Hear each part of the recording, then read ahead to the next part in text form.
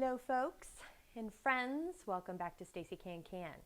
I am talking about pressure canning today, which is an art form that scares a lot of folks. So if pressure canning makes you nervous, don't do it. If you want to dip your toe in the water, by all means do, but I highly suggest you go back to my resources page and you definitely consult the National Center for Home Food Preservation site. And I will have that in the show notes below and also hopefully up on the screen here too. Definitely consult their website on how to pressure can and all the rules and regulations and the science behind it. It is important to review that, okay? I have some notes plastered up that I will be referring to as I'm chatting with you. And I'm just going over some of the basics, more of a how-to, but if you need some more information, go ahead and gather that through those other sites too. So there's different types of pressure canners. This one is a gauge type, and there's also another type that's called weighted. I've never worked with a weighted. In lieu of these gauges here, they have like little weights that go up there, and you have to count the rocking motion as it gets up to the pressure needed for safe preservation. So I haven't used those, so I'm just going to be talking about gauged pressure canners. This one is mine that I bought probably 10 years ago. It's Presto. This one is my grandmother's that I think was from 1968. I still use it. And I'll go over a little detail on this too. Now the one thing I do is I take my the lids of both canners into my local university extension office, and they will test the pressure gauge, and you need to do that yearly. Once a year, have this tested. You can also do that, send it into your canning manufacturer. You can check out your local hardware store, and also you can buy your own pressure gauge tester. You can check around, and there's plenty of places around that could possibly do this for you, but definitely do have it tested yearly, once a year. These gauges can be replaced. Oh gosh, I've never replaced this one. I've never had to. So I do know, obviously this one I think is from 1968. It's been replaced. This is also going to be a longer video, so hold on to your hat if I haven't already mentioned that. It's just pressure canning is going to take a minute. Let's see. So one thing on the back side, so you do have these safety valves here. Here's a safety valve. There's one at the top of this one. Right here is a safety valve. There's a safety valve here as well. These are in case too much pressure builds up inside the canner. This will pop off and vent the canner so it doesn't do damage to your canner, to your kitchen, etc. So that's a nice feature. These here are the vents that help let the steam come out of the canner as you're getting rid of the water, and I'll talk more about that. This one here it's newer. It's got this little, it gives you a visual of the type of pressure and what the pressure is doing inside the canner. This one is older method, it doesn't have it, but this one does. Now kind of the nice thing about these older ones is it's built like a tank. It's really super thick and thin, and it's much heavier than this one. This is it's a little thinner on metal. Both are usable. I've taken them both in and I've been authorized to use them, so it's nice for me. I do a lot of canning, so it's nice to have two. Okay. Now, before you get going, you want to make sure all the vents and everything are cleared and cleaned, and you can just simply, you can look through and have a look-see. You want to make sure that your canner is clean. And you can wash it soap and water. I store mine clean, so I just kind of give it a quick wipe down before, and making sure these things are in good working order before using it. And before you start canning, you do want to fill it up. There is a rack. Both canners have these racks in the bottom of them. And again, it keeps the jars up in the air, so there is a water flow and circulation that goes around the entire jar. So that is important to have those on the bottom of these canning racks. And You'll also want to fill it up with anywhere from 2 to 4 inches of water on the bottom in the canner that you'll have to replace each time you use it. You can't reuse the canner water in a pressure canner. You have to dump it and replace it just so you have enough, make sure you have enough of the water for each time it's being used. Now, the longer the processing of the jar, the more water you're going to need. So just check the recipe. If the recipe doesn't say, you want to put in 2 to 3 inches, which I just take a quart jar and fill it full of water and dump it in here 2 to 3 times, or I stick it in the sink, whatever's easiest for you. Okay. Other thing that you want to look at is on the inside of the canner here is what is called, this little thing here is called a gasket, and it's the rubber seal that helps seal the canner lid in place. It is something that you're going to want to have on hand as a replacement part. One time I accidentally, without knowing it, had put the lid on, screwed it tight, and didn't realize that I had kicked the gasket loose, and the steam started to come out the side of the canner, which I had to shut everything down, open it up, and only to realize that the way I had tightened it had kind of squished it, and it wasn't working. The rubber gasket wasn't working anymore. So it's nice to have one on hand, a spare part on hand, so I just could quickly replace it and keep going and restart the process over again.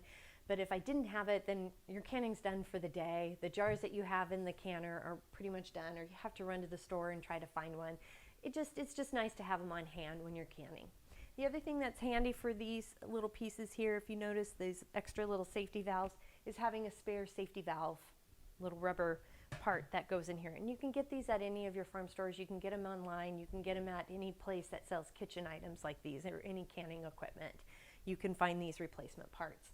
But also check with your manufacturer online too, and they can send these parts to you as well. Just good to have, just in case. So now, let's see. The other thing that you can do when you're putting in your water is you can add 1 to 2 tablespoons of vinegar in here, which kind of is nice to do because it keeps your canner from smelling. Not so much of a big deal when you're doing some vegetables and such, but when we've done tuna, oh my goodness, your canner can really smell. It's very, very stinky, and it takes a long time to get that smell out. Hot soapy water, etc. It doesn't matter that, oh boy, the fish oil really hangs in there pretty good. So just keep that in mind. Having a little bit of white vinegar on hand, splash in there, kind of keeps it nice.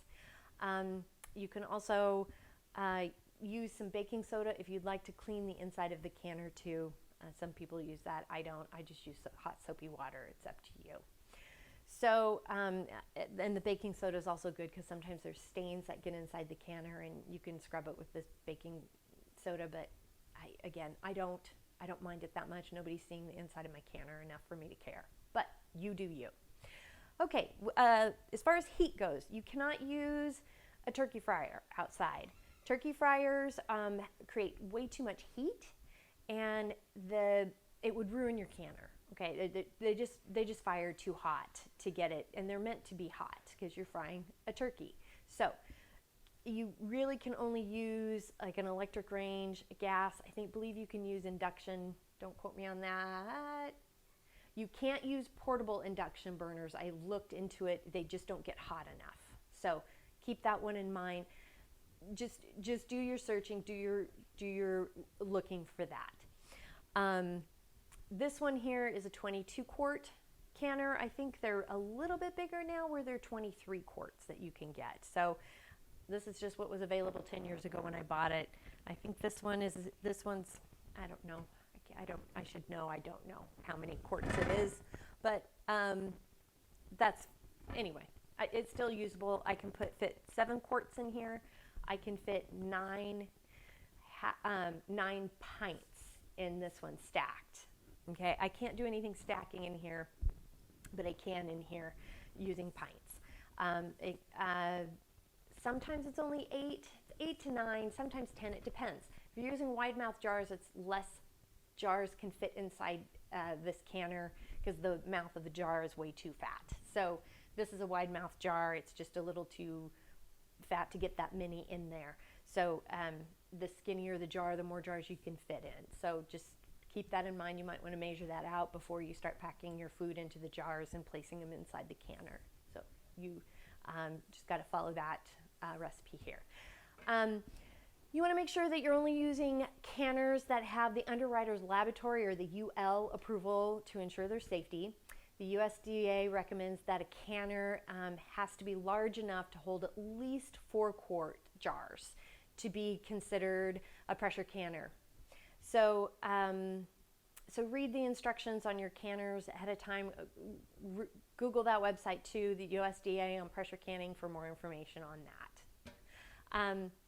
So you're going to make sure that all your vents and everything are clean and free of deposit. You want to make sure that you've got your water in here in your canner, the 2 to 3 inches, 2 to 4 depending on recipe. You want to make sure that your canner is centered on the burner. That's very important. The range must, and it also has to be level. You don't want anything that's tipping your canner. Your canner needs to be level. Before you put your jars in, you want to make sure that the water in here, I always set it on simmer, but the recommendations from the National Center for Home Food Preservation site says that you need to have, the hot pack needs to be 180 degrees before putting it in the jar. But you don't want to boil the water, because then that'll create steam and kick the steam out of the jar. Okay. The cold pack, you want to have the water to be 140 degrees. So I just put it on simmer, because when I do tuna, you don't need to worry about hot packing or you're not hot packing or cold packing there. So then you place your filled jars in your rack.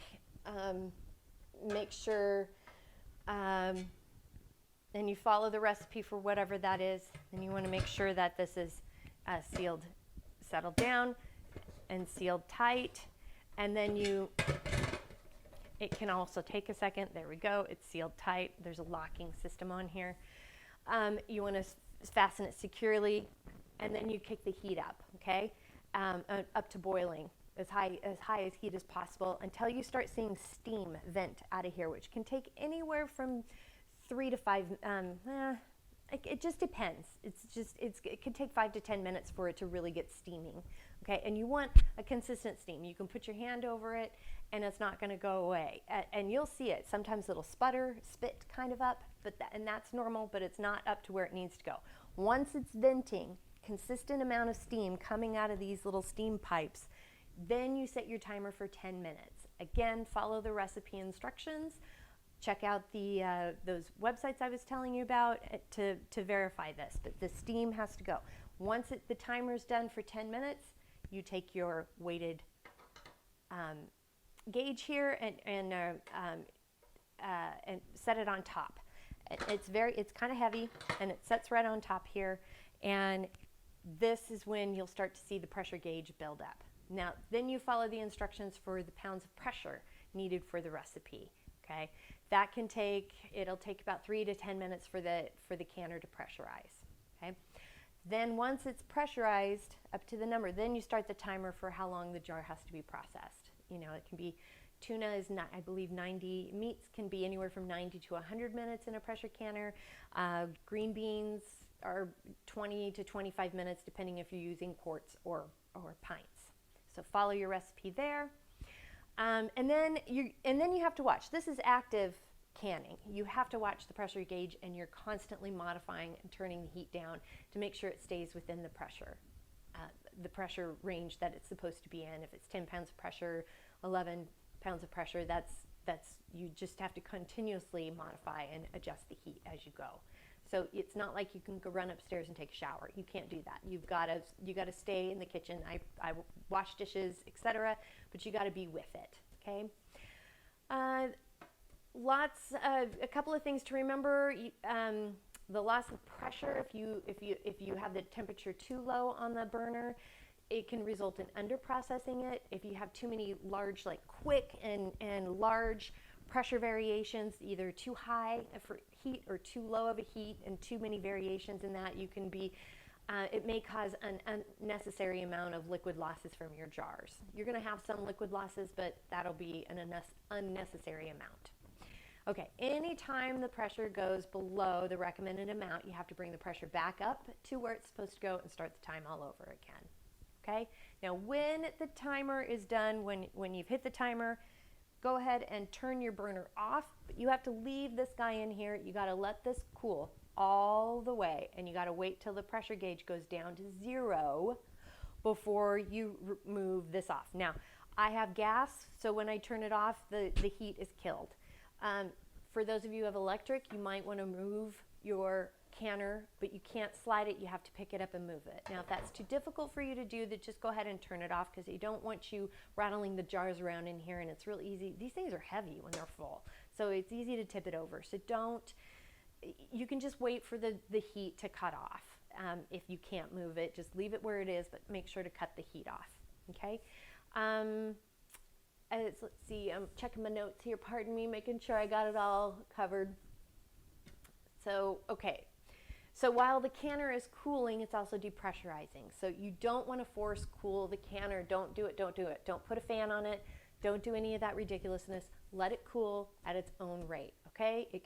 Excessive or forced cooling can result in food spoilage, all right? Now, after the canner is depressurized, you want to remove the weight here, take that off, and then you can go ahead and gently open the canner and make sure, and I tell you, make sure you open this away from your face. The amount of steam that comes out of these things is super hot, because it's a hot pot, let me tell you. Then you use your jar lifters, and you can remove your jars from your canner, okay?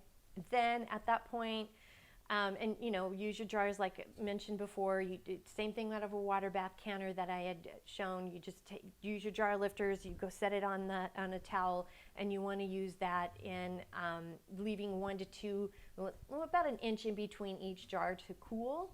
You don't want to tilt the jars. You just want to place them on a towel. It's best to not leave them on a cool surface or in a cooled area, cold draft. Okay, they need to slowly cool on their own for proper sealing, right? Again, you let the jars cool for 12 to 24 hours. You don't tighten the rings once you pull them out of the canner, okay? Don't tighten them, retighten them, and they will be loose. There's quite a few that will be loose in there. Some will be fine, some will be loose. That's totally normal, okay? Then, and don't push the lid in. Don't push the lid. I'm just reaching in. Don't push this in, okay? You can create a false seal. Gone over that on processing jars video. When you're done, go ahead and rinse this out, and if you have more to can, put in another 2 to 3 inches and start this process all over again with a new batch of jars. And if not, when you're done, you just dump it out, clean it, hot soapy water. I don't really submerge my lids in. I don't submerge my lids in the water. I do rinse it out. Run some water over here. Follow your manufacturer's instructions on how to clean the canner lids. Just definitely do that, okay? And also follow your maintenance and storage instructions that come with the instructions, or you can Google that and get some instructions from the company website that you get your canner from. Reach out to the National Center for Home Food Preservation site, your local extension office sites. Just reach out and double check to make sure you're doing it properly. So that is how you pressure can. If you have some questions, I'll have some of this instruction in the show notes and details below. Please like and subscribe my page. If you have any questions, comments, or suggestions, by all means, please reach out to me. You can reach out to me at Facebook at Stacey CAN CAN, Instagram at me at Stacey CAN CAN, my website www.staceycancan.com, or email me info@staceycancan.com. It's been a pleasure chatting with you. I look forward to hearing about your canning adventures, and good luck on this canning season.